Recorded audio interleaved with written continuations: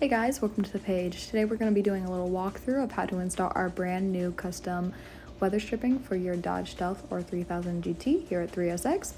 First off, you're going to want to start by removing these interior pieces. Definitely can be a little bit tricky. We definitely made this look a little bit easier than it is for the video.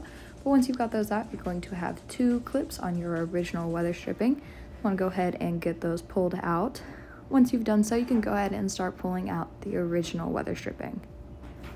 So once you've gone ahead and fully removed your original stripping, you're going to go ahead and make sure you line up the outer lip of your new door sills to the lip of the metal piece on the inside of your door here. This is going to be a little bit tricky, so we did go ahead and add a different clip, kind of showing our method of how to get those in. You want to hold pressure down and continue to feed that through. This is where it is super helpful to have a little plastic trim piece to push all of those edges in so it is nice and clean. And while practicing the same method as before, you're going to want to go ahead and move down the side.